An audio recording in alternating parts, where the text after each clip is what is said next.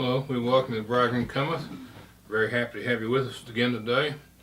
Today I'll be reading some scripture taken from the book of Revelation, and be reading Revelation chapter 14, starting verse 1. And before I do that, I'd like to invite you to write us this week. Our mailing address is Post Office Box 508, Hillview, Kentucky 40129. Our email address is delatom@twc.com. And you can also see the program on YouTube under Della Kirk Ministries. After I finish reading scripture, my wife, Reverend Della Kirk, will be coming to bring us today's music and message.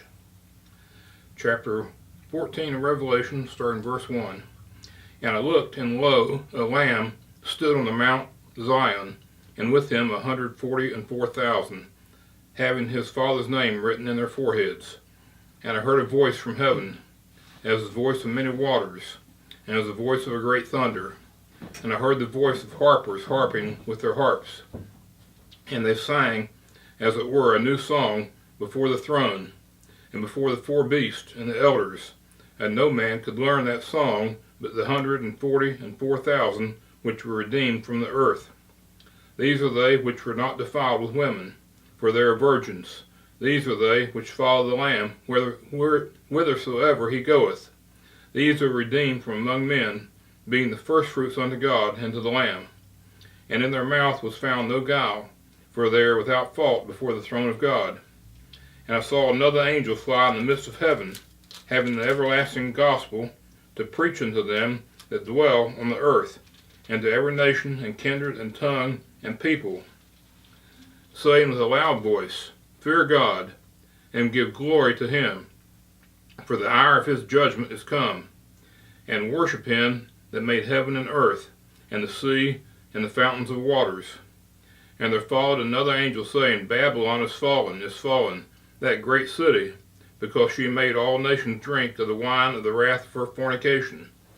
And the third angel followed them, saying with a loud voice, If any man worship the beast in his image, and receive his mark in his forehead, or in his hand, the same shall drink of the wine of the wrath of God, which is poured out without mixture into the cup of his indignation.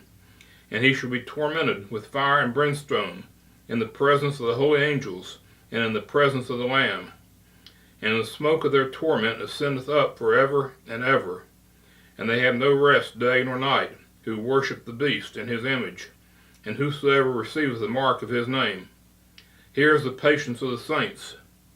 Here are they that keep the commandments of God and the faith of Jesus. And I heard a voice from heaven saying unto me, Write, Blessed are the dead which die in the Lord from henceforth. Yea, saith the Spirit, that they may rest from their labors, and their works do follow them. And I looked, and behold, a white cloud, and upon the cloud one sat like unto the Son of Man, having on his head a golden crown, and in his hand a sharp sickle.